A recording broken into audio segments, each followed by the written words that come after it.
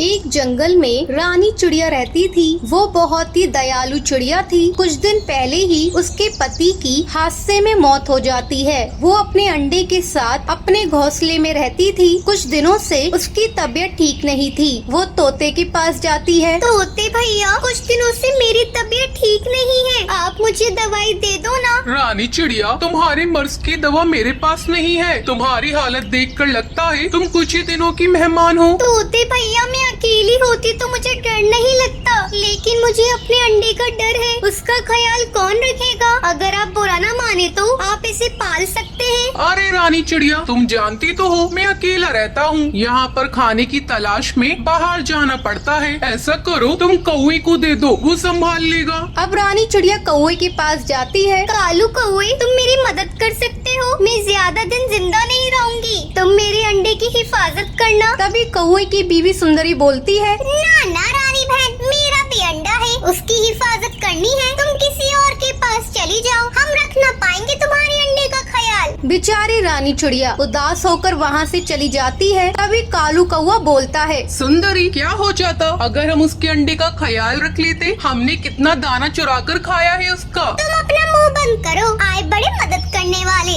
सुंदरी, थोड़ी तो इज्जत किया करो। मैं तुम्हारा पति हूँ, तुम मेरी जरा भी कदर नहीं करती हो। अब वो दोनों सो जाते हैं। तभी रात में कालू कौवा रानी चिड़िया के पास जाता है, मगर रानी चिड़िया मर चुकी थी। चिड़िया बहन, मुझे माफ करना। तुम कितनी अच्छी थी, तुम हमें छोड़कर चली गई, लेकिन तुम फिक्र मत करना, मैं तुम्हारे अंडे का ख्याल रखूंगा। अब कौवा चिड़िया का अंडा लाकर अपने घोंसले में रख देता है। अगली सुबह कालू कौवा सुंदरी को सब बताता है। कालू कौवे, मुझे माफ कर दो, मैं वादा करती हूँ मैं इस अंडे का ख्याल अपने बच्चे की तरह रखूंगी। अब ऐसे ही काफी दिन गुजर जाते हैं। अब दोनों अंडों में से एक खूबसूरत चिड़िया का बच्चा और कौवे का बच्चा निकलता है। कालू कौवा और सुंदरी उस बच्चे का अच्छे से ख्याल रखते हैं। तो ये थी आज की कहानी। क्या आपको पता है रानी चिड़िया किससे दवाई लेने के लिए जाती है? अगर आपको पता है तो आप हमें कमेंट करके जरूर बताएं। अगर आपको ये वीडियो पसंद आई हो तो लाइक और ऐसी कहानियाँ देखने के लिए मेरे चैनल को सब्सक्राइब करना ना भूलें।